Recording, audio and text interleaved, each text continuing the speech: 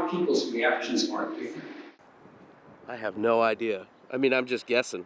Yeah, I was down to 2.8 and 1/60th, I think. So it's a little bit of an investment for something that I don't know if I'll use that often, but how often do you have a total eclipse go right over your city? And just pay attention to nature. It's going to offer some wonderful opportunities that haven't been here since 1806, and you're not going to see it again until 2099, at least here in Ohio.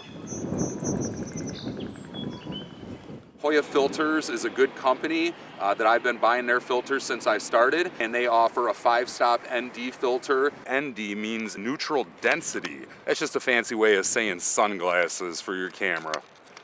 It was a little bit on the pricey side relatively for 2 different filters for 2 cameras. Put me about $250 combined. It's a very, very dark filter. You can't even see any of the ground on this bright sunny day at high noon through this thing. I'm going to have to really concentrate and move fast.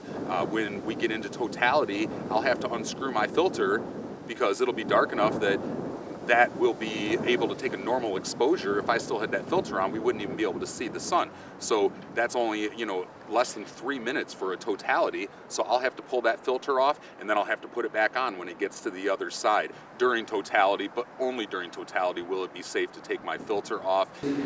You don't need any glasses during totality. It's 100% safe.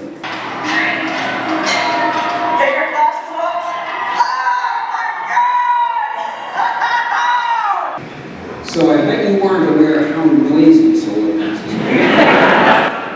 And just a few shots from some of the 17 cameras I had set up. In fact, if you leave the eclipse glasses on during totality, you'll miss the whole show.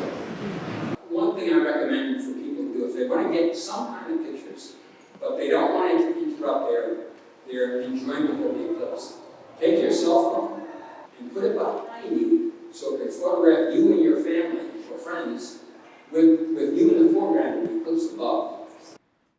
Humans have, this big brain, right? I mean, we have the capacity to understand what's going on, but animals don't.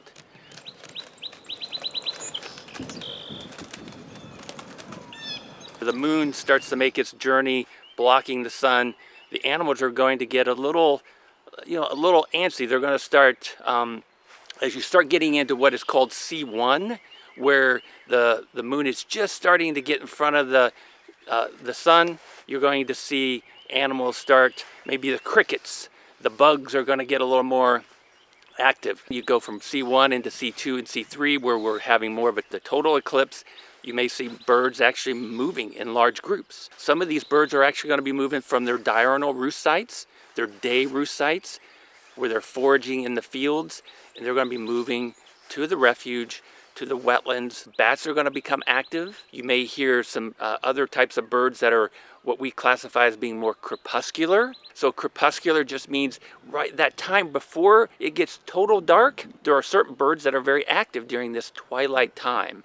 And those are like nightjars, common nighthawks, whippoorwills. The solar eclipse stimulating birds and other wildlife to do kind of unique things. I've never personally been around to observe a total eclipse, and I'm very excited about it. I think this is going to be really cool. As a scientist, I want to be out there watching the animals and observing a lot of the stuff that I've read about. So that's the cool thing. So I encourage everybody, just get out, spend your time outdoors from 3 o'clock to 3:30 on April 8th.